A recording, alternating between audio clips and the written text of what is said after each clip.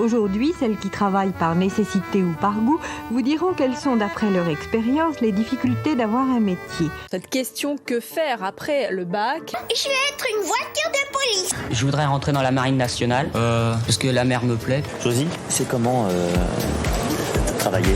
Moi j'ai pas une idée fixe, il y a des métiers qui me plaisent mais j'arrive pas à trouver mon métier. En attente de place. Tu vas faire quoi après quand tu seras grand? Je vais aller quitter le monde. Bonjour, bonsoir à tous, j'espère que vous allez bien, je suis Clément et bienvenue dans un nouvel épisode de Qu'est-ce que tu vas faire plus tard, le podcast sur l'orientation qui digère difficilement les fêtes, mais qui commence à voir le bout du tunnel. Et aujourd'hui, dans cette émission, on va vous parler de Bac Pro TEB, ou plutôt Bac Pro technicien d'études du bâtiment, mais aussi de brevet du technicien supérieur, qui amène ensuite à une école d'ingé. Et donc, pour discuter de tout ce parcours plutôt atypique, je suis très bien accompagné puisque je suis d'après son CV avec une apprentie économiste et non Jedi. C'est la deuxième personne dans ce podcast qui a un mail @orange.fr. J'ai l'impression de rentrer dans un nouveau monde. Elle a fait un bac pro, un BTS et maintenant une école d'ingé. C'est un parcours de jeux vidéo. C'est Aurore Surgioff. Comment ça va, Aurore ? Ça va bien et toi ? Bah ouais, ça va super. Bon, t'es prête à nous...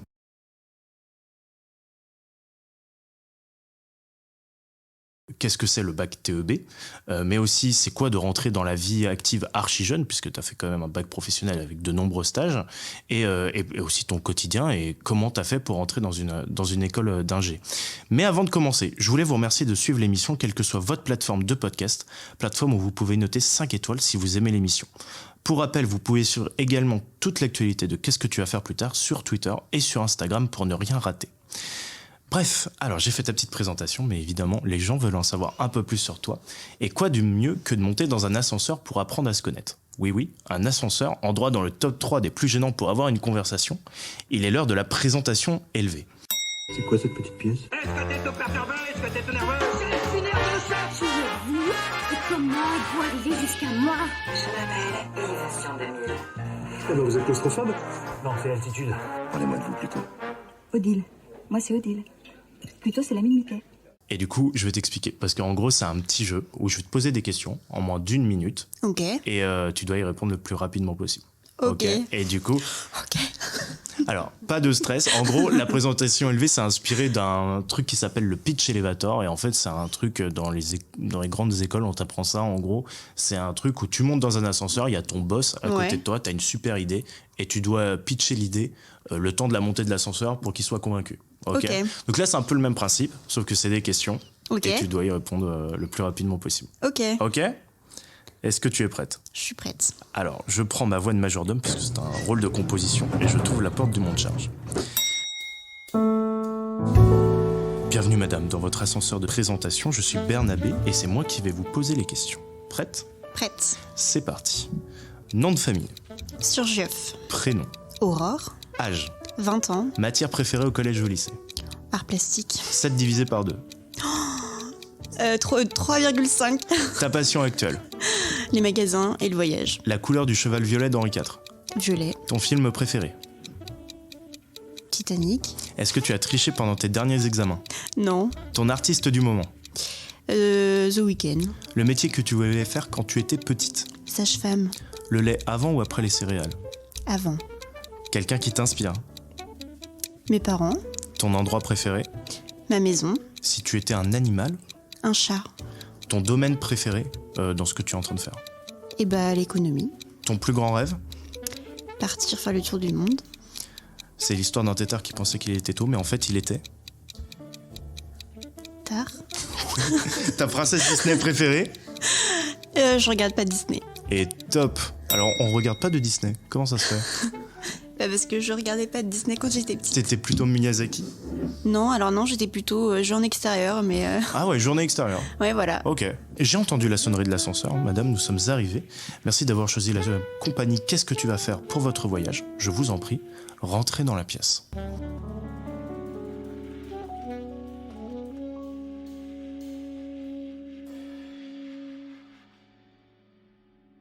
On est descendu de l'ascenseur, on va pouvoir rentrer dans le vif du sujet, ou plutôt on rentre au centre de formation. En formation!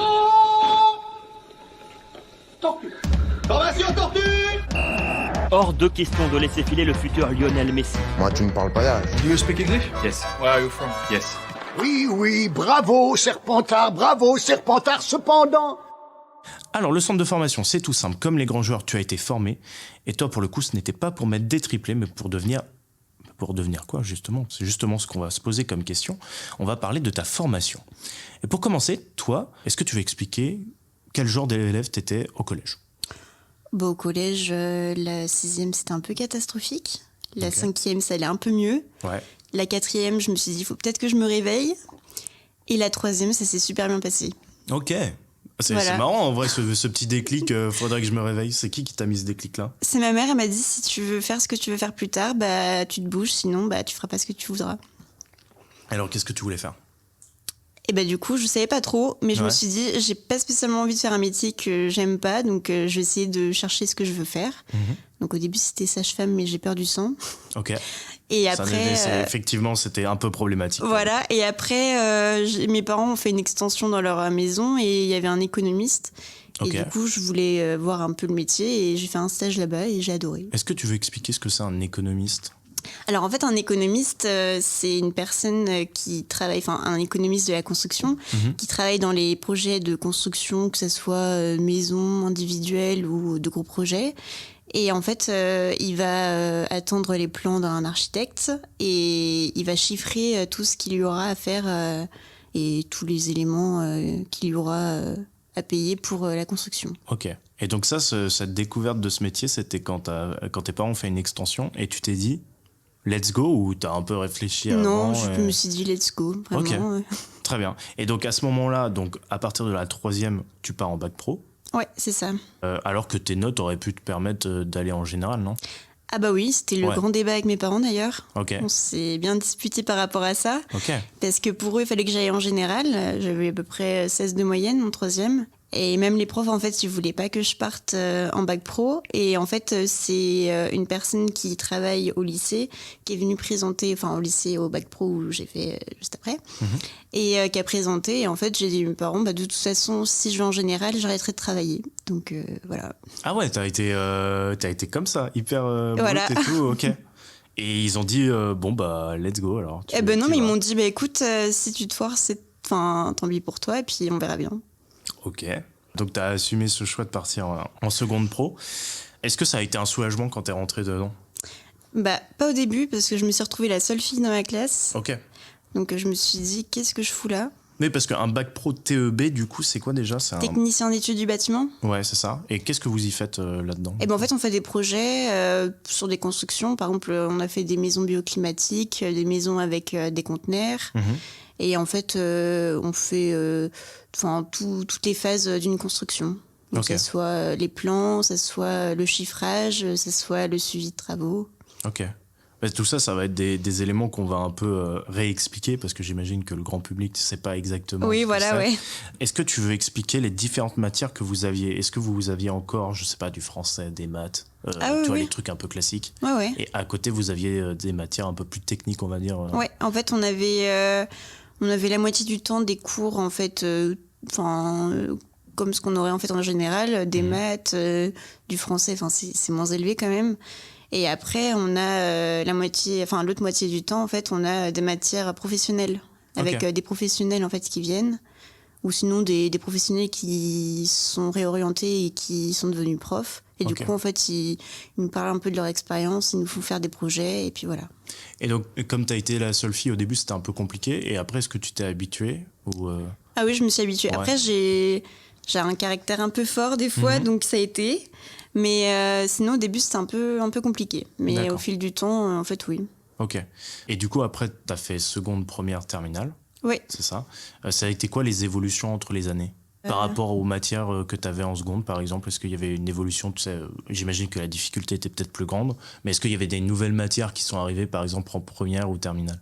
Alors, en fait, quand tu es en seconde, on est tous dans une même classe, donc technicien d'études du bâtiment. Et après, à partir de la première, tu as une option. D'accord. Donc, tu as assistant architecte. Ouais. Donc, c'est tous les dessinateurs projeteurs, donc les personnes qui vont faire des plans, mais ils pourront pas mettre leur signature parce qu'il y a que l'architecte qui peut mettre une signature. Ok. Et sinon, tu as l'option études d'économie. Et du coup, c'est l'option que j'ai prise. T'as même pas eu de doute là-dessus? Au moment de choisir l'option, tu as fait économie? Dans tous les cas, dès que je me suis inscrite en milieu 3e, j'avais dit que je voulais être en études et économie de la construction. Donc, Est-ce que ça t'a pas fait bizarre aussi, parce que c'est quand même rare d'avoir des gens en 3e qui savent déjà ce qu'ils veulent faire? Alors non, enfin, dans ma classe, ça avait à peu près tout ce qu'ils voulaient faire. Ah donc, ouais. Ok. Putain, moi, c'est vrai que moi, dans ma classe, en tout cas, il y avait personne. Enfin, il y avait beaucoup de gens qui disaient bon, je sais pas, je vais rester là et puis je vais voir ce qui va se passer. Non, on était bien accompagnés en tout cas à Ok. mon collège, donc on savait à peu près tout ce qu'on voulait faire. Ok, bah, trop bien. Et donc, jusque-là, tout va bien. Oui. Ouais, tu passes ta terminale tranquillement. Covidé. Covidé. Ah oui, c'était en période de Covid. Eh Comment ben ça a oui. été pour toi alors? Très cool. Ouais, c'est vrai. J'ai passé ma meilleure vie. 2 mois extraordinaires. C'était lors du premier confinement, du coup. Ouais, c'est ça. Ok. En fait, on avait des cours avec des profs en visio. Et puis, c'était souvent le matin et l'après-midi, on était tranquille, quoi. Ok. Bah, ça, c'est top, en vrai. Ouais. Et mais même en termes de travaux pratiques, c'était pas un peu compliqué, du coup? Alors, pour les matières professionnelles, on avait un prof qui restait. Et en fait, l'autre prof, on l'a jamais revu. Parce qu'il n'avait pas d'ordinateur. Ah oui, c'est pratique, ça. Voilà. Ok. Et donc, après, les épreuves de bac, ça consistait à quoi? Et ben, en fait, en première, tu as le BEP. C'est un diplôme, en fait... tu passes à peu près les mêmes choses que pour le bac pro, mais c'est plus simple et ça permet aux personnes qui n'ont pas le niveau d'avoir un bac pro d'avoir au moins un diplôme pour la vie active. Et après le bac pro, du coup, tu as 7 heures de matière professionnelle en écrit et sinon après c'est les épreuves standards, les maths, le français. Ok. Voilà. Et donc, jusque-là, tout se passe bien. Oui, très bien. Tu finis ton bac. C'est quoi les débouchés à la fin de ce bac, normalement? Après le bac, tu peux très bien travailler en tant que technicien du bâtiment. Mais moi, je me voyais pas avoir un petit salaire. Donc, je préférais continuer. Puis même, en fait, t'apprends des choses, mais je trouvais que pour rentrer dans la vie active, c'était compliqué. C'était un peu léger. C'était très léger, même. Ok. Donc, je préférais continuer pour avoir plus d'expérience. Ok. Même si mes stages m'ont apporté beaucoup, parce qu'on a 22 semaines de stage en milieu professionnel. Mais c'est des stages d'1 mois, donc finalement... Ouais, ça reste léger quand même. Ouais, c'est très léger. Pour être lancé après dans la vie active. Donc, à la fin, toi, tu décides de faire un BTS, qui est quand même pas si commun pour quelqu'un qui est en bac pro. Ouais. Ça a été facile de rentrer dans un BTS? Très facile. Ok. T'avais des bonnes notes, en fait. Oui, c'est ça. T'étais la première de la classe, on peut le dire. Oui. Et du coup, donc, tu fais ce BTS-là. Qu'est-ce qui change par rapport au bac pro? Et là, c'était de l'alternance. J'ai décidé de faire de l'alternance. Alors, trouver une alternance en période de Covid, c'est très compliqué. De fou. Vraiment. Donc, je me suis référée en fait aux personnes chez qui j'avais fait des stages. J'avais pas forcément envie d'aller faire une alternance là-bas parce que je connaissais déjà, je voulais voir autre chose. Mais en fait, ils m'ont pistonné pour aller où je suis actuellement. Trop bien. En alternance. Ok. J'ai fait du coup 2 ans en BTS par alternance et après du coup j'ai continué en alternance aussi. Est-ce que tu veux expliquer l'alternance? C'était combien de semaines en entreprise et combien de semaines à l'école? Et aussi ce que tu faisais à l'école du coup en BTS? Alors du coup en BTS c'est à peu près 2 semaines. Donc 2 semaines d'école, 2 semaines d'entreprise. En fait c'est à peu près les mêmes choses qu'en bac pro, c'est juste plus poussé. Les matières professionnelles sont un peu plus dissociées. Par exemple, on a des cours d'économie de la construction, des cours d'études de la construction, des cours de mécanique pour voir si le bâtiment supporte ou pas les charges. Enfin, c'est assez varié, quoi. Ok. Et donc, ce BTS, EEC, t'as une spécialisation dedans? Ou c'est juste vraiment quand tu rentres, il n'y a pas de spécialisation? Non, on est tous... Vous faites tous le même cursus? Voilà, exactement. Ok. Donc, tout se passe bien aussi à ce moment-là. Oui, ça va. Voilà, trop bien. Et donc, à la fin de ce BTS, tu décides toujours pas d'aller dans la vie professionnelle? Alors si, au début, je voulais arrêter. Ok. Parce que moi, les cours, c'est pas forcément mon truc. Contrairement à ce qu'on pourrait penser, parce que finalement, t'as fait un bac pro, c'était pour se professionnaliser, et en fait, tu fais un BTS après. Voilà. Ouais. Et en fait, je m'étais dit, du coup, avec une copine, qu'on pouvait continuer avec notre niveau pour aller plus loin. Et du coup, on a décidé toutes les deux de partir en école d'ingénieur. Ok. Et à ce moment-là, qu'est-ce que vous a dit l'école d'ingé? Et ben en fait, on connaissait pas du tout cette école, même nos profs ne connaissaient pas. C'est ma pote qui l'a trouvée sur Internet. Okay. Donc en fait, on s'est un peu renseigné. Et un jour, on s'est rendu compte le mardi pour le samedi que c'était les portes ouvertes. Okay. Donc on s'est organisé toute une soirée pour la dernière seconde quoi. Voilà, okay. pour aller aux portes ouvertes. C'était même le jour d'anniversaire de mon père, donc il fallait que je fasse. On est parti de Tours à 4h du matin. Ok. Ah oui, il fallait être motivé. Pour arriver à 8h, on savait pas du tout où était l'école, donc puis alors on n'avait jamais été à Paris réellement. Oui, parce qu'on explique, mais tu viens je viens d'Angers. Donc, et puis ma pote elle venait de Tours, donc en fait, toutes les deux. C'était un petit peu n'importe quoi au début. On était perdus. Moi, le métro quoi. Ah bah c'était mais on était des vrais touristes. On prenait plein de photos. Logique, c'est logique. Et ouais, donc c'était la première fois que vous veniez à Paris en fait. Ah bah pour moi oui. Donc pour s'organiser, c'était un peu compliqué. On a pris après les transports. On a été à l'école. C'était ouverture à 10h. On était à 9h59. On est là, on est motivés. Voilà, on est resté, je crois, bien 2 heures.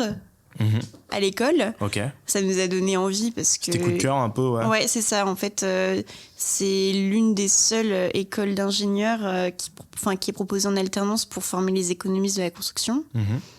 Et donc, du coup, on y allait. On a postulé, du coup, sur leur site. On n'y croyait pas trop. Et en fait, parce que pour nous, c'était un peu... Enfin, l'école d'ingénieurs à Paris, c'était un peu le rêve. Ouais. Et en fait, on a eu un entretien en visio. Ça s'est très bien passé.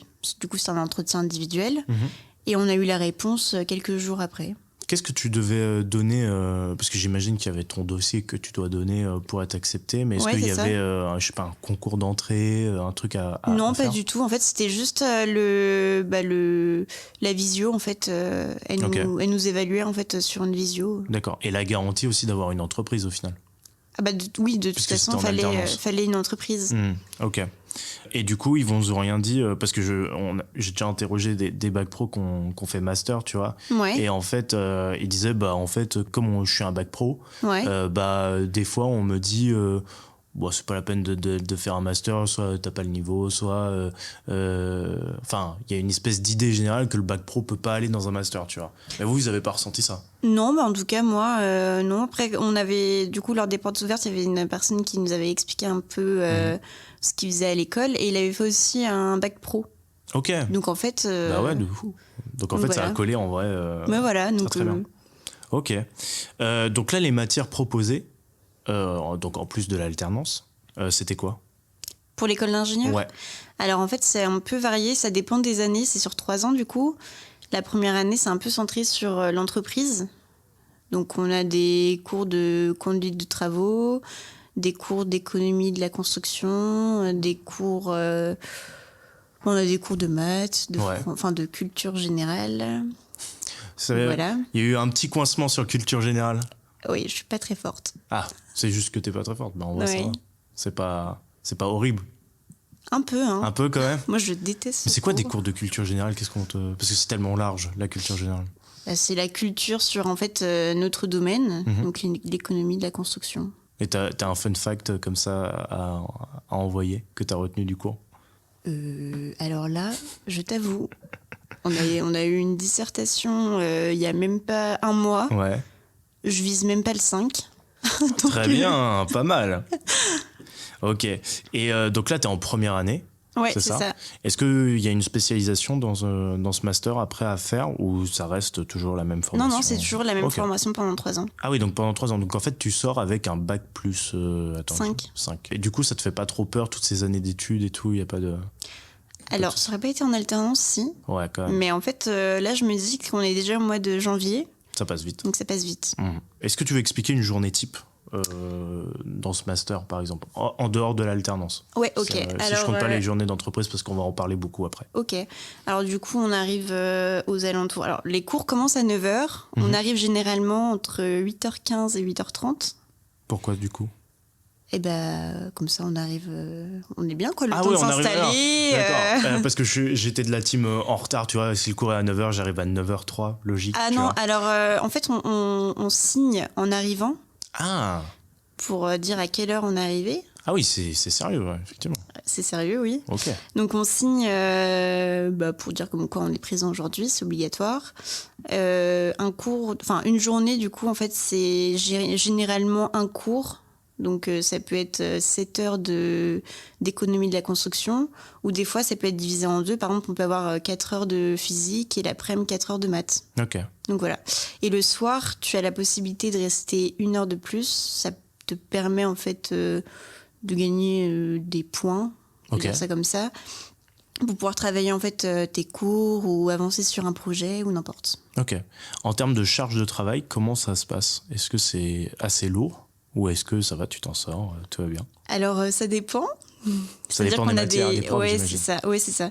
En fait, à chaque fois qu'on retourne à l'école, on a un projet à faire. Et du coup, on est 3. Et il faut apprendre à travailler en équipe, groupe. Ouais, c'est ça. Avec, du coup, l'emploi du temps de chacun, quoi. Et c'était la première fois que tu travaillais en groupe, vraiment, hormis, je pense, des PowerPoint, tu vois, en quatrième de géographie. Là, c'est que du coup, en fait, tu travailles toujours avec les mêmes personnes et à chaque fois, c'est un projet. T'as 2 ou 3 semaines pour le faire, sauf que du coup, t'es en même temps à l'entreprise, ça dépend à quelle heure tu termines. Enfin, il y en a qui terminent plus tôt, d'autres quand on a un peu du temps, tout fixe. Donc ça travaille le week-end, quoi. Voilà. Est-ce qu'on t'apprend à travailler en équipe ou est-ce qu'on te met dans un groupe et on te dit maintenant travailler? Alors, on a des cours de méthodologie pour apprendre à travailler en groupe et aussi apprendre à s'organiser dans notre travail. Et tu dirais que c'est efficace, ça marche? Alors, sur certains points, oui. Ouais. Après, ça dépend de chacun. Enfin, je sais le prof propose différentes manières. Moi, après, je sais que je suis la team crayon de papier et puis j'écris tout ce que j'ai à faire. Là, lui, c'est plutôt nous apprendre à organiser notre travail sur une application ou n'importe. Donc, voilà. Après, il faut apprendre à choisir ce qui va le mieux pour toi, quoi. Est-ce que c'est vous qui choisissez les groupes de travail ou c'est les profs? Non, c'est nous. Ok, donc ça va en vrai. Oui, heureusement. Ouais, c'est ça. Puis en fait, finalement, faut aussi voir avec des personnes avec qui tu veux travailler parce que si tu choisis pas, ça te donne pas forcément envie de travailler. Enfin, je pense après. Mais est-ce que c'est bien de travailler avec ses amis? Alors, ça peut dépendre parce que des fois, on peut se prendre la tête. Mais bon, après, faut se dire que là, c'est pour le travail, mais sinon, notre amitié, ça change pas. Non, mais parce que il y a beaucoup de gens qui disent finalement travailler avec ses potes, en fait, comme il y a une espèce de, on n'a pas envie de s'embrouiller. Ouais. Tu vois, en fait, on est incapable de se dire les choses clairement. On peut pas tout se dire, c'est sûr. C'est ça. Parce qu'on essaye de se retenir, on n'a pas envie de blesser l'autre, mais après, il faut savoir dire les choses aussi, sinon on n'avance pas. Est-ce que tu sens une différence entre ton bac pro, ton BTS et le master en termes de charge de travail, tu vois? Ah, c'est pas du tout la même chose. Le bac pro, en fait, tu travailles beaucoup en cours. En fait, ils vont pas forcément te donner du travail à faire le soir, donc ça va. Le BTS, c'était bien aussi. Enfin, on travaillait souvent pendant les cours, quoi. Ouais. Par contre, l'école d'ingénieur, c'est différent. En fait, ils partent du principe que tu sais déjà tout et que c'est juste de la révision. Donc, en fait, ça dépend de ton niveau. Mais bon, moi, venant d'un bac pro, il y a des... Enfin, par exemple, les maths, je n'ai pas du tout un niveau d'ingénieur.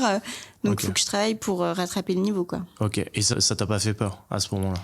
Alors non, parce que j'ai ma pote qui était en mesure physique. Du coup, ça va, elle est assez forte en maths. Et du coup, elle t'a aidé? Ouais. Ok. Et sinon, pas d'autres difficultés comparées peut-être à quelqu'un qui a fait S ou des trucs comme ça? Ah bah, comparé au L pour la culture générale, par exemple. Ah, il y a des L qui font un G? Eh ben, j'ai cru comprendre qu'il y avait une personne qui était en L. Ok. Ok. Toi, qu'est-ce qui t'accroche le plus dans ce que tu es en train de faire? Moi, c'est surtout les projets.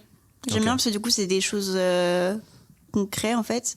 Et il y a aussi des cours. Par exemple, on a des cours de SPS, donc c'est tout ce qui est sécurité, protection et la santé sur chantier. Donc ça, c'est des choses, en fait, c'est... Tu vois, en fait, tout le travail que la personne a pour gérer un chantier en fonction de la sécurité, de la santé et tout ça. Donc, en fait... c'est des choses que moi, je vois pas forcément mon travail parce que le métier, du coup, de ce cours-là, c'est coordinateur SPS. Et du coup, en fait, ça m'apprend, je vois un peu ce que la personne, elle doit respecter comme règle ou n'importe. Est-ce que tu veux expliquer concrètement c'est quoi les projets que vous faites ? Et par exemple, là, on a des cours de conduite de travaux. On travaille par exemple sur 2 bâtiments collectifs. Et il faut faire par exemple la rotation de voile. Donc c'est les murs en béton. D'accord, ouais, précise parce que j'étais en la rotation de voile. Alors attends, j'étais sur un navire, là, j'étais en mode. Non, ça, c'est pas possible. Oui, les banches, par exemple. Les branches ? Les banches. Les banches, en fait, c'est l'armature qui permet de... Enfin, t'as 2 armatures, et entre ces 2 armatures, tu coules du béton. Okay. Donc, t'as de l'acier et tout ça pour faire du béton armé, mais ça te permet, en fait, de faire les murs de ton collectif. Ouais, quoi. Consolider entre les 2 parois, t'as un truc que tu coules et... Et après, t'enlèves les banches et ça te fait un mur. Ok, putain, je découvre des choses, c'est fou. Comme un moule en fait. Ouais, c'est ça, ouais. Ok, très bien. Est-ce que tu as d'autres projets que tu veux expliquer, que vous avez fait, le projet que tu as préféré par exemple, des trucs comme ça ? Le projet que j'ai préféré, c'est les consoles pignons. C'est tout ce qui est la sécurité des... En fait, quand tu fais du coup des banches, enfin tu mets tes banches en place pour couler tes murs. Quand par exemple t'es au rez-de-chaussée, ça va, enfin tu n'as pas de risque de chute. Ouais. Sauf que quand, du coup, t'es au premier étage ou les autres niveaux, en fait, tes banches, elles sont un peu... Enfin, tu peux pas... Ouais, il y a un équilibre à trouver. Oui, voilà. Donc, en fait, tu installes des consoles pignons et ça permet d'avoir une zone de travail à la personne et en même temps, t'as un garde-corps pour protéger les bancheurs. Donc, tu sais que j'ai compris 3 mots de ce que tu viens de me dire. C'est fou.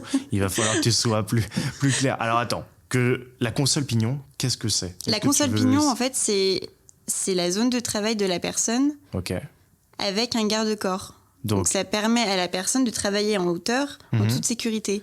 Mais quand tu montes des banches. D'accord. Donc, tes murs. D'accord. Quand tu montes les moules pour faire tes murs. Non mais là t'expliques un petit maternel. Là va falloir que tu expliques très très bien. Non mais je pense que tout le monde a compris cette fois-ci. C'est pour qui ce genre d'études ? Toi, tu le conseillerais pour qui ? L'école d'ingénieur ? Ouais, mais ce que t'as fait en fait au final, tu vois. Et pour les personnes qui aiment travailler, parce que quand même, y a du travail en perso à avoir. Ça impacte un peu sur ta vie personnelle. Ouais. Donc, faut être vraiment motivé et être conscient que t'es pas là pour les vacances, quoi. Ok. Qu'est-ce que t'aimes le plus dans ce métier, peut-être ? Moi, j'adore chiffrer des projets. Par exemple, quand je suis en entreprise, c'est un peu ce que je fais. En fait, j'écris des CCTP, donc des clauses techniques particulières. Et en fait, c'est par lot. Donc, par exemple, tu as un lot plomberie, tu as un lot gros œuvres. Et en fait, je marque je détaille tout ce qu'il va y avoir à faire sur le chantier. Ok, donc c'est quelqu'un qui aime l'organisation, en fait. Voilà, c'est ça. Et après, du coup, ça te permet, en fait, de savoir tout ce qu'il y aura à faire durant le chantier. Et tu mets des prix à côté et ça te permet en fait de savoir combien va te coûter le bâtiment. D'accord. Donc en fait t'es une sorte si je reprends tu vois les termes audiovisuels, t'es une sorte de productrice. Tu chiffres à chaque fois combien ça doit coûter telle ou telle chose. Ouais, c'est ça. Et tu fais un dossier. Ouais. Et après en fait tu fais le total de ces dossiers et tu dis voilà combien ça va coûter. Ouais, donc voilà, en fait je présente au client, je dis voilà, ça vous coûtera à peu près tant. Et après, du coup, si lui, il a un budget qui rentre dedans, il me dit oui, non, on me dit ok, tu lances un appel d'offres. Donc l'appel d'offres, c'est tu déposes ton dossier et les entreprises, elles peuvent répondre aux différents lots. Donc une entreprise de gros œuvres, elle va répondre aux gros œuvres. Une entreprise de plâtrerie, elle va répondre au lot plâtrerie. Et après, du coup, tu choisis les entreprises en fonction des mieux-disants, moins-disants, enfin, en fonction de ce qui t'arrange. Okay. Souvent, c'est moins-disant quand même. Et après, du coup, en fait, nous, du coup, je suis économiste et je fais aussi des missions OPC. Donc, est-ce que tu veux expliquer ce que c'est ? Ordonnancement, pilotage et coordination. Donc, en fait, c'est lors de la phase travaux. Donc, tu as toute l'étude. Donc, tu as choisi les entreprises qui vont réaliser les travaux. Et quand, du coup, les travaux vont débuter, toi, tu sers, en fait, à gérer toutes les entreprises pour qu'elles puissent travailler ensemble, qu'on respecte un planning, qu'on respecte... tu coordonnes tout, quoi. C'est ça, oui. Ok. Pour que tout rentre à temps. Voilà, c'est ça. C'est ça. Mais on n'a pas Généralement, ça 4 rentre mois pas de à délai. temps. Oui, c'est ça. On dépasse un peu. À chaque fois, 3 mois de retard, non. Non, pas autant. Pas du tout, pas du tout. Ok. Comment tu t'es renseigné sur cette formation? Alors, on en a parlé un peu du master, c'est ta pote qui a trouvé l'école. Mais par exemple, tu vois, le BTS, comment t'as fait pour chercher? Quand j'étais au collège, c'est l'école pour le bac pro qui est venue présenter. Ouais. Quand j'étais au bac pro, c'est l'école de BTS qui est venue présenter. Ok. Donc voilà. Ok. En fait, Et juste à poser tes questions là, t'as pas fait des portes ouvertes ou des trucs comme ça? Si, j'ai fait 2 fois les portes ouvertes. J'étais très motivée. J'ai fait une fois quand j'étais en première pour me dire est-ce que je veux vraiment faire un BTS, et une fois du coup en terminale pour en fait la préinscription. Et imaginons que t'aurais pas eu ce master, qu'est-ce que t'aurais fait? J'aurais travaillé directement, je pense. Et t'aurais retenté un master après ou t'aurais continué à Non, travailler? je pense pas. Ok. Non, je me suis dit, si je suis prise, tant mieux. Sinon, je commence à travailler. Alors, on a fait le tour, je pense, de ta formation, mais maintenant, il est l'heure d'aller choper de l'expérience en championnat. Il est temps de remplir son CV. Bien, il est temps de se mettre au travail. Traverser la rue et trouver un emploi dans la restauration. Le conseil d'Emmanuel Macron à un jeune chômeur qui cherchait du travail dans l'horticulture. C'est une bonne situation, ça, Scribe. Moi, je croyais qu'un open space, c'était dans l'espace. Pas de place, pigiste. Rien de meilleur au monde pour un gamin de votre âge. Et oui, ça nous est tous arrivé de chercher un job étudiant ou un stage de 3e et de devoir mettre quelque chose dans ce foutu CV. Sauf qu'on n'a rien fait à part 4e sur 5 au concours de pétanque à ton camping de la Fos-sur-Mer. Alors, on est là pour savoir comment toi, tu as rempli ton CV. Et moi, j'ai le CV devant les yeux. Et il est bien rempli. Alors, comment t'as fait? Ça a été quoi ta première expérience professionnelle, on va dire? Mon premier, du coup, c'était en 4e, mon stage, du coup, chez le constructeur de maisons individuelles, ou du coup, le constructeur qui a fait l'extension de mes parents. Mais c'était juste une semaine pendant mes vacances scolaires. Et en 3e, tu as un stage, alors je crois que maintenant c'est 3 jours, moi c'était une semaine. Sauf que j'arrivais pas à trouver dans mon domaine. Donc, je me suis retrouvée chez un fleuriste. Ok, oui, voilà. Donc ça a dû te changer un petit peu. C'est pas du tout ce que je voulais faire en plus. Tu t'es pas converti en fleuriste Pas du tout, non. Non, j'aime beaucoup les plantes, mais pas en travail, non. Non, d'accord. Chez moi, mais à la rigueur, mais c'est tout. Ok. Et du coup, ça t'a plu direct dès la 4e, quoi? Dès la 4e, oui, j'ai dit à mes parents, de toute façon, c'est ça ce que je veux faire, donc... Mais moi, je cherche justement, c'était quoi ce truc passion d'un seul coup en 4e où t'as découvert un truc et t'as fait, ouais, c'est ça. J'ai été sur les chantiers et je me suis dit, ouais, j'aime bien. C'est une ambiance... Ouais, voilà, c'est une ambiance, c'est... Même, du coup, tu vois toute... tu fais en gros l'étude pour la construction et après, tu suis sur chantier. Donc, en fait, tu vois toute l'évolution du projet. Donc, c'est ça que... En fait, ce que t'aimes... Enfin, j'ai l'impression, tu me dis si je me trompe, mais t'aimes bien voir quelque chose qui est construit de tes mains, enfin, qui a été façonné du début à la fin. Ouais, et tu retrouves le résultat final qui est palpable. Ouais, c'est ça. Qui est parti d'un bout de papier et qui est palpable en face de toi. Ouais, c'est ça. Ok. Donc, après... ça a été quoi les étapes suivantes? T'as fait aussi des stages du coup pour ton bac pro? Oui, c'est ça. C'était quoi du coup? Alors j'ai été au département parce qu'ils ont un service pour la gestion en fait des collèges, de tout ça, ou des bâtiments en fait qui réhabilitent ou n'importe. Donc ça, j'avoue, c'est mon père qui m'a pistonné. Ok. Parce qu'il travaille au département, mais pas dans ce service-là. Parce qu'au début, en fait, vu que je connaissais personne dans ce milieu-là, trouver en fait un stage, et même en tant que fille... C'est galère. Même en tant que fille dans ce domaine-là, c'est compliqué. Enfin, moi, je sais que j'ai eu des refus parce que j'étais une fille. Donc, ok, très bien. Super. Donc voilà. Bonne ambiance. Et donc, j'avais fait un premier stage, c'était 2 semaines, pendant la période juste avant les vacances de Noël. Après, j'ai fait aussi chez un économiste. Donc, comme ce que je fais actuellement. Ouais. J'ai fait aussi... je suis retournée au département. J'ai fait chez un architecte 2 fois.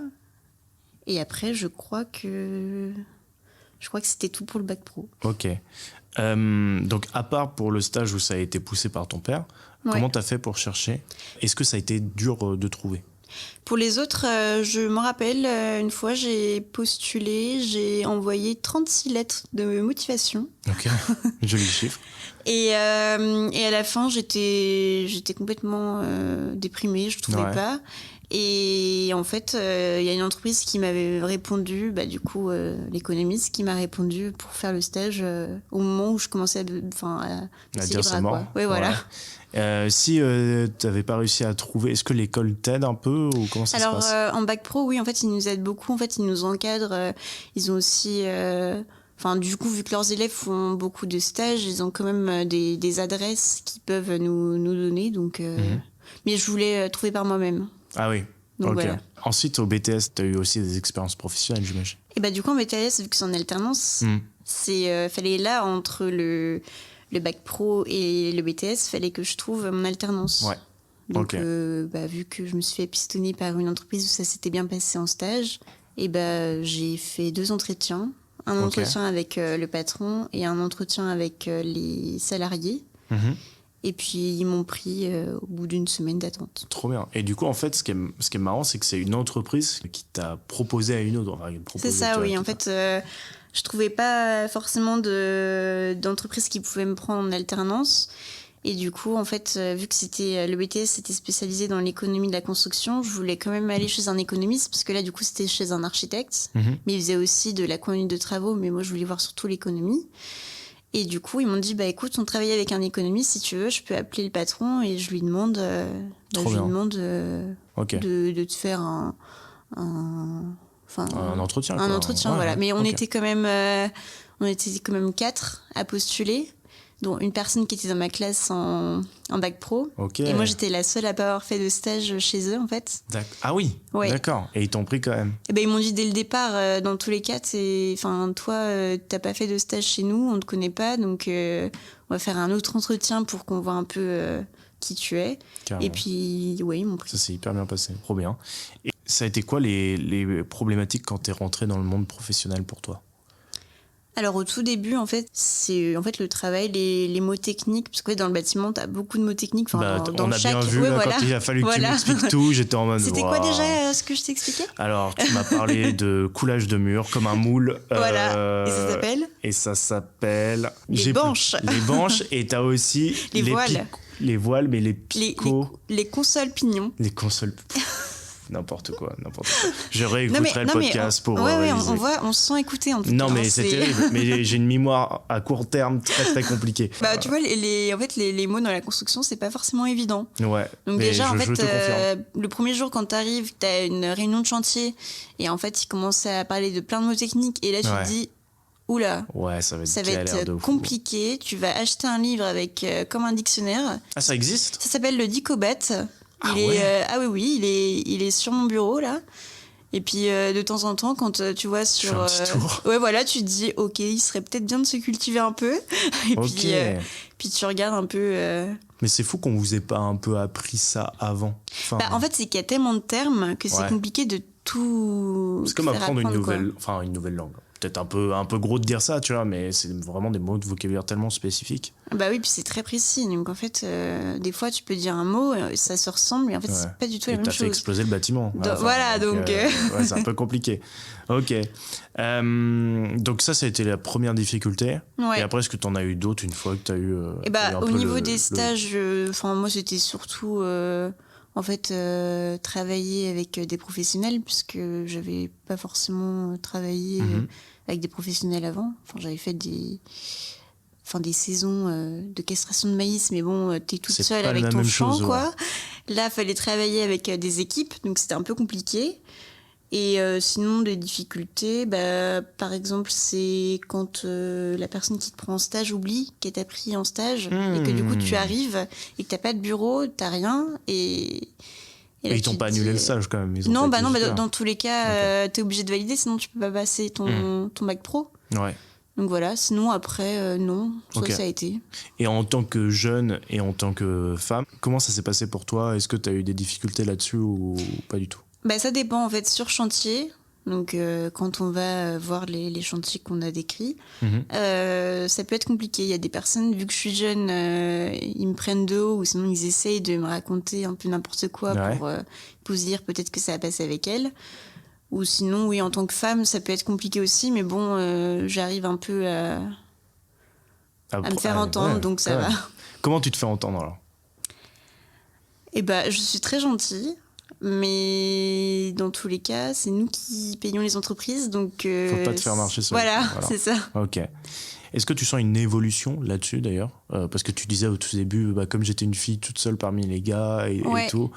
Ouais, en fait, on travaille régulièrement avec les entreprises avec qui on a l'habitude de les voir sur chantier. Ça peut être... souvent, ça change d'équipe, mais en fait, tu retrouves à peu près les mêmes gars. Donc, en fait, ils commencent à te connaître et ça se passe mieux. Ok. Donc, ouais. Est-ce que ça te fait bizarre aussi d'être... alors, je sais pas autour de toi s'il y a beaucoup eu de bac pro ou de bac généraux, mais est-ce que ça t'a fait bizarre d'être tout de suite rentré dans le monde professionnel, d'être quelqu'un d'active, professionnellement parlant, par rapport à des potes, tu sais, qu'on continue en bac général et qu'on fait un bac +2, bac +3 par exemple, leur faire comprendre que t'as que 5 semaines de vacances, ça peut être compliqué pour eux, parce qu'ils essaient d'organiser des vacances, ou sinon ils veulent qu'on se voit pendant les vacances scolaires, mais toi t'as pas les vacances scolaires, donc ça peut être compliqué. Après, non, après ça dépend. En bac pro, je le ressentais pas trop parce que j'étais en stage. En BTS, par contre, déjà, j'étais à Tours alors que j'habite à Angers. Ouais. Donc, 2 semaines dans le mois, en fait, j'étais pas du tout avec mes potes d'origine. Donc, ça a été, mais bon, après, ceux qui sont partis, c'était pas les bons, quoi. Mais est-ce que, justement, c'est pas un peu compliqué de gérer ton côté vie professionnelle et vie privée, sachant que, du coup, t'es un peu maintenant près de Paris pour l'école, t'as ton alternance à Angers, t'as tes potes entre les deux, la famille, tout ça. Enfin, comment tu fais pour gérer tout ça ? Là, ça va, c'est qu'une semaine dans le mois, donc en soi, la vie privée, ça peut être un peu compliqué, parce que du coup, t'as pas assez de temps pour la personne. Mais après, si la personne elle comprend qu'il faut que tu travailles et que c'est pour le futur, ça marche. Moi, j'avais vu une stat en février 2017, 7 mois après la fin de leurs études professionnelles en lycée, 48% des lycéens sortant du niveau CAP au niveau BTS ont un emploi. Donc, c'est quand même un peu moins de... Enfin, c'est une personne sur 2. Ouais. Comment on peut expliquer... Enfin, est-ce que tu as une idée de pourquoi il y a si peu de personnes qui sont embauchées à la fin ? Et est-ce que c'est facile d'embaucher dans ton secteur ? Dans mon secteur, il y a beaucoup de demandes. En tout cas, nous, sur Angers, il y a énormément de demandes. Donc, sortie de bac pro, oui, je pense qu'ils pouvaient prendre des personnes. Après, je pense que c'est plutôt l'étudiant qui voulait aller plus loin. Ouais. Après, je pense que ça dépend vraiment des secteurs. Hein. Okay. Je pense que dans la vente, tu peux facilement t'arrêter au bac pro. Après, nous, notre secteur à nous, je pense que pour le bien de l'entreprise, de la future entreprise et du jeune, vaut mieux qu'il continue. Et du coup, pour trouver un taf, ça va quand même. Enfin, il y a beaucoup de demandes quand même. Dans mon secteur, oui, en tout cas, oui. Ok. Si t'es rigoureux, c'est un secteur porteur, quoi. Ouais, voilà. Si j'emploie les termes.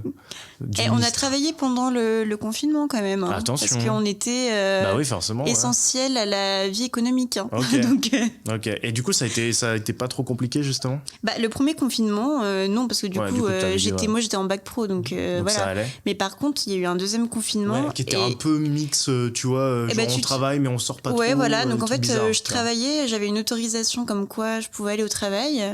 Mais c'est assez particulier, quoi. T'es tout seul sur la route. Une ambiance. Ouais, voilà. Tu sors entre midi et 2 pour t'acheter un truc, tu peux même pas parce qu'en fait, c'est fermé. Donc. Ok. Et du coup, après, la vie a un peu repris oui, son cours. Mais du coup, est-ce que t'as moyen de travailler aussi en distanciel ou pas du tout ? Mon travail ? Ouais. Oui, par exemple, si je sais qu'à un moment.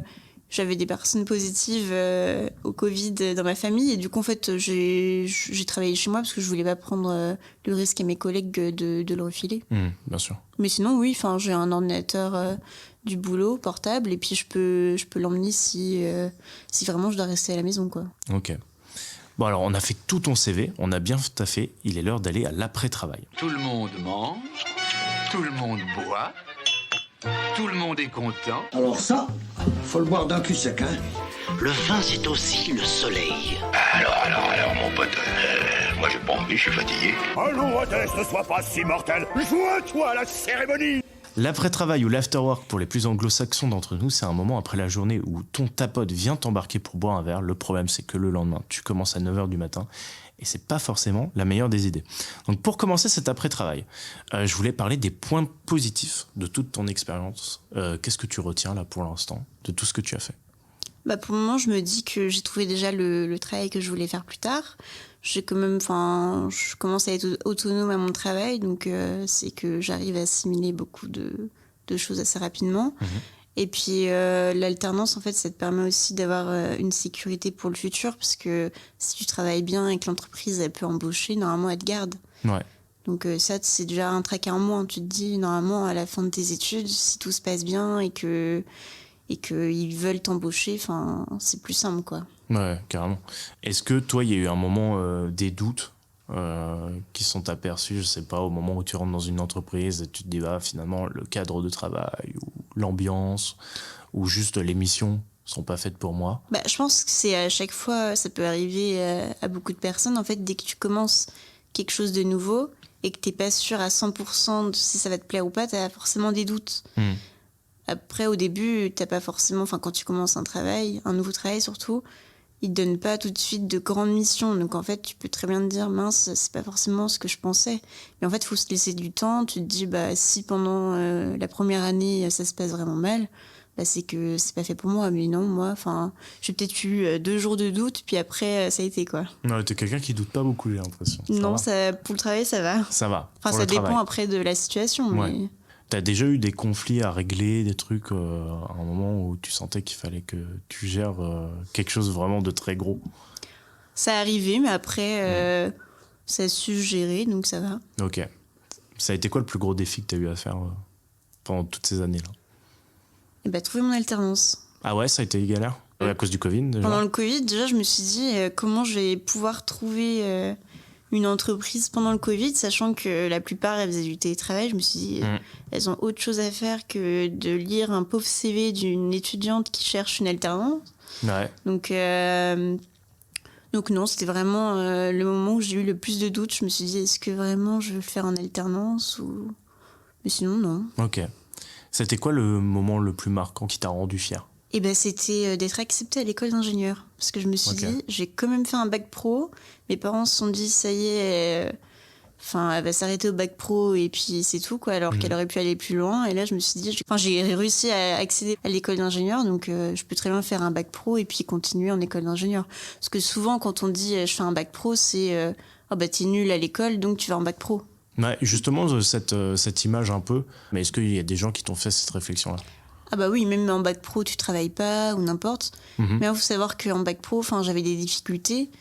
Je pense que les profs pouvaient en avoir marre de moi parce que je posais 1001 questions, parce que je voulais être sûre à 100% que j'avais bien compris du coup ce qu'ils nous expliquaient. Et c'est comme ça que j'avais des bonnes notes. Sinon, en fait, si je me donnais pas cette motivation-là, je suis pas sûre que j'aurais eu de très très bonnes notes, quoi. La motivation, tu l'as trouvée où, justement? Je ne sais pas, parce que je suis pas une personne qui était très motivée à la base. Ouais. Mais là, je pense que je me suis surtout dit, Aurore, je pense que là, si tu veux vraiment faire ton métier, le métier que tu veux faire, va falloir que tu te donnes à fond. Ça va être un peu compliqué, mais faut se donner à fond, puis tu vas y arriver. Ok. Est-ce qu'il y a des points négatifs que tu voulais relever aussi, parce que ça existe aussi? Ouais. Est-ce que tu veux en parler un peu? Pour l'alternance, le point négatif, c'est quand même... moi, du coup, j'étais entre 2 régions, entre du coup le Maine-et-Loire et puis l'Indre-et-Loire. En fait, ce qui est un peu compliqué déjà, c'est le rythme, parce que tu pars en fait. Moi, j'allais en voiture. Au début, je voulais prendre le train, mais vu les prix, hors de question. Le Blablacar, tu connais pas forcément les personnes, donc je voulais prendre la voiture. En fait, c'est énormément de fatigue. Même de fatigue parce que tu travailles et c'est compliqué, tu retournes à l'école, tu retournes en entreprise. En entreprise, tu as des choses à faire. À l'école, tu as des choses à faire. Tu sais très bien qu'en revenant, à l'école, tu te soucies de l'entreprise, etc. Donc, psychologiquement, ça peut être assez compliqué, quoi. Il faut être un minimum organisé, sinon je pense que tu peux vite t'y perdre. Est-ce que tu as réussi aussi à mettre une espèce de barrière entre attention, ça c'est la semaine de cours, et attention, ça c'est les semaines d'entreprise? Là, non, c'est mon plus gros point noir, en fait. Okay. J'ai du mal en fait à couper. par exemple, rien qu'à l'école d'ingénieur, je suis toujours en train de regarder mes mails, d'appeler des entreprises, alors que mon maître d'apprentissage, je me dis non, mais t'es en semaine de... Oui, c'est pas les maîtres d'apprentissage qui te disent travaille quand même à côté. Ah non, moi, elle me dit c'est ta semaine, tu travailles pour tes cours, mais j'ai pas envie de perdre le fil, donc je veux quand même suivre un peu. Donc tu regardes quand même, tu checkes un peu, voilà. pour pas être débordé après. C'est ça, ouais. Ok. Mais après ça, c'est quand même ta première année d'alternance dans le master, en tout cas. Ouais, dans l'école d'ingénieur. Mais par contre, ça fait combien de temps que t'es dans cette entreprise ? Du coup, ça fait 2 ans et demi. Ok, parce je vais faire normalement 5 ans d'alternance chez eux. Ok, et t'as signé pour 5 ans ou t'as signé pour... En fait, chaque année, tu signes un truc Non, pour le BTS, j'ai signé du coup 2 ans. Et après le BTS, c'est mon patron qui m'a dit est-ce que tu veux continuer chez nous ou est-ce que tu veux faire une école et on peut te reprendre en alternance. C'est là que je dis moi, je voulais faire une école d'ingénieur. Donc ils m'ont dit on te prend et puis on re-signe pour 3 ans. Ok. Qu'est-ce que ça fait de rester dans une entreprise qui te fait confiance, enfin visiblement qui te fait confiance, oui. puisqu'ils te proposent quand même de continuer avec eux. Et est-ce que t'as pas peur, même si ça te plaît et tout, est-ce que t'as pas peur d'être à un moment peut-être limité ou d'aller voir ailleurs parce que de tester d'autres entreprises qui t'intéressent ? Je pense que pour le moment, je préfère, j'ai une très bonne entreprise qui me fait confiance et j'ai un très bon maître d'apprentissage, donc j'ai pas spécialement envie de changer pour le moment. Après, si j'ai l'opportunité plus tard et que je vois que j'ai fait le tour à l'entreprise, ce qui peut arriver, je pense que je serais capable de partir pour voir ailleurs, quoi. Mais bon, pour le moment, c'est pas le sujet. Ouais, c'est sûr. On en parlait tout à l'heure, tu vois, de la vision de certaines personnes, de vision réductrice sur le bac pro.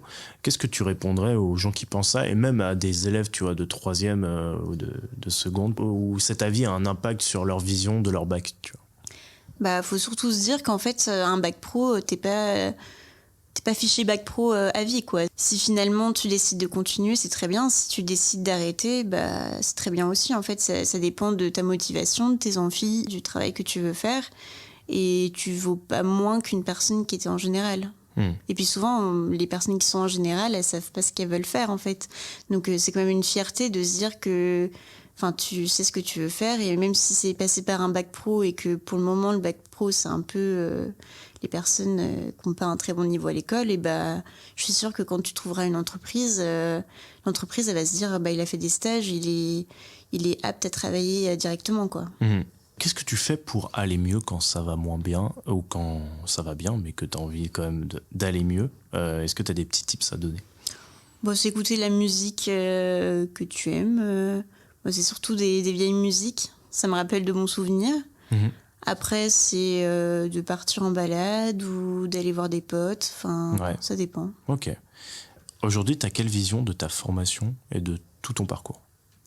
Pour le moment, le parcours, du coup, je suis assez fière quand même d'être arrivée en école d'ingénieur. Après, l'école d'ingénieur, vu que je viens tout juste de commencer, je sais pas trop... mais tu reviendras en reparler quand tu auras fini l'école d'ingé. C'est ça. Pour le moment, j'ai pas assez de recul pour en reparler, parler de cette école, quoi. C'est le tout début là. C'est ça. Et du coup, est-ce que ça t'a pas fait bizarre aussi de partir d'Angers, de la région d'Angers, et d'arriver sur Paris et d'avoir quand même si c'est qu'une semaine du coup. Dans le mois, ouais. Ouais, d'avoir quand même à devoir partir, à devoir s'installer pendant une semaine à Paris, loin de tout le monde. Vu que j'avais l'habitude avec le BTS, vu que c'était à Tours, en fait, surtout qu'à Tours, en plus, j'avais un logement. Ouais. Alors que j'avais un petit studio de 25 mètres carrés, très bien d'ailleurs. Ouais. Mais là, en fait, à Paris, déjà, vu les loyers, c'est des prix exorbitants. J'ai pas le budget T'as pas le 25 mètres carrés. Non, pas du tout. Pas le budget pour un 25 mètres carrés.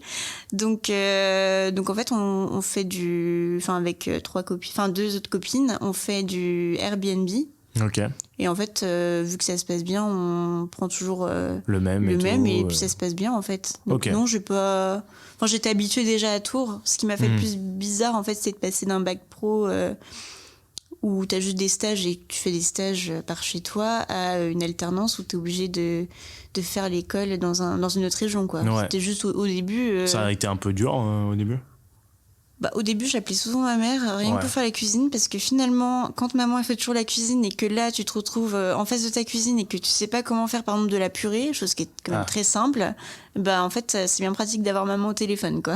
Ah, mais c'est quand l'eau bout qu'on doit mettre les pattes. La révélation, tu sais. Non, là, ça va. peut-être J'avais pas à ce des point. bases. Ouais. La base de l'eau qui bout. Ouais, là, bon. c'est... Oh, je pense que je l'avais dès le début. Hein. Ouais, quand même. Bon, ça va alors. Ouais, tant qu'on peut faire des pâtes. Ouais, voilà. Vraiment, c'est mes techniques survivalistes, quoi. On s'arrête là. Est-ce que tu avais cette vision-là quand tu étais en seconde pro de tout ton parcours? Non, pas forcément. En fait, je me suis dit, je vais me laisser porter, je vais voir ce qui va m'arriver. Mais dans tous les cas, la seconde pro, je m'étais dit, je vais aller jusqu'au bout du bac pro, puis après, je verrai bien. Mais je me suis pas dit, après, je vais faire un BTS, après, je vais faire une école d'ingénieur. Enfin, c'était vraiment, je verrai bien ce qui va se passer, quoi. Ok. Aujourd'hui, est-ce que tu referais ou changerais quelque chose? Ou qu'est-ce qui t'aurait aidé à faire mieux? Peut-être que t'as pas envie de changer autre chose, mais qu'est-ce qui t'aurait aidé à faire mieux? Non, je pense que j'aurais gardé mon parcours. Peut-être que... Non, en fait, je pense que j'aurais gardé ce parcours-là. Ouais. C'est pas prétentieux, mais je pense que de toute façon, j'ai appris de mes erreurs, donc j'ai pas forcément envie de changer. Maintenant, c'est quoi le projet? Tu te vois où dans... Alors, du coup, la fin de l'école, elle est dans 2 ans. En 2025, si tu veux. 2025. Où est-ce que tu te vois en 2025 et en 2035? En 2025, j'espère tenir mon diplôme à la main. Et en 2035, je pense que j'aimerais bien avoir une petite famille. Tu vois, avoir terminé les études. T'as construit ta maison. Voilà. Alors tout. peut-être... Ouais, je sais pas. Ça dépend du budget que j'aurai. Mais ouais, commencer à avoir une petite vie de famille, en fait. Du coup, plus de cours, plus de tout ça. Juste la vie professionnelle, quoi, avec une famille. Ok. L'émission, elle touche bientôt à sa fin, mais est-ce que tu as une petite recommandation qui aiderait les auditeurs à se plonger un peu plus dans ton quotidien, peut-être? C'est déjà regarder les écoles qui proposent mes formations. Ça peut aider aussi les personnes à savoir ce que je fais réellement. Et puis sinon, c'est les personnes qui voudraient connaître ce domaine-là, c'est faire des stages. Ok. Est-ce que tu as une dernière recommandation pour ceux qui pourraient être intéressés? C'est de travailler. Même si ça peut être compliqué, il faut travailler, il faut s'accrocher, et puis normalement, après, ça ira tout seul. Ok, très bien. Bon, voilà, on arrive à la fin. Merci beaucoup d'être venu nous parler de tes études. Ça a été Oui, ça a été. L'exercice t'a convenu? Ouais, ça va, j'étais pas trop stressée là. En plus, moi, je suis une grande stressée de base. Ouais, alors, mais là, ça a été. Ouais, ça va. Petit thé, on parle va. Et tout va bien. Ravi que tu sois venu parler de tes études, c'était très intéressant. En tout cas, si ça vous a plu, et si vous en êtes là, c'est sûrement le cas, n'hésitez pas à vous abonner à ce podcast ou bien à le noter sur iTunes avec une critique de votre plus belle plume. Ça fait toujours extrêmement plaisir. J'ai un compte Twitter @qu'est-ce que tu vas faire et un compte Insta du même nom. Comme ça, vous pouvez le suivre et vous pouvez voir tout ce qui s'est passé sur les anciens épisodes, les recommandations aussi d'Aurore qui vont être mis sur Insta. Voilà, je crois que j'ai tout dit. J'espère que tu sais maintenant un peu plus ce que tu vas faire plus tard. À très très vite pour un prochain épisode. Salut, salut! Salut! Que se passe-t-il? Moi, je te dis, qu'est-ce que tu veux faire? Et tu me réponds, tu n'en sais rien, que veux-tu faire? Là, je n'en peux plus. Je suis en bout du rouleau. J'ai envie de rentrer, me foutre la servante et terminer mon soir. Je pense qu'il est un peu trop tôt pour faire un choix. D'accord. Mais mon choix est fait. Ah, donc vous avez choisi. Bon, récapitule dans le calme. Bon voyage, arrivederci, sayonara, adieu, bon débarras, bon vent, que le diable t'emporte à 312 km. Qu'est-ce que vous faites mercredi prochain? Mercredi prochain, rien.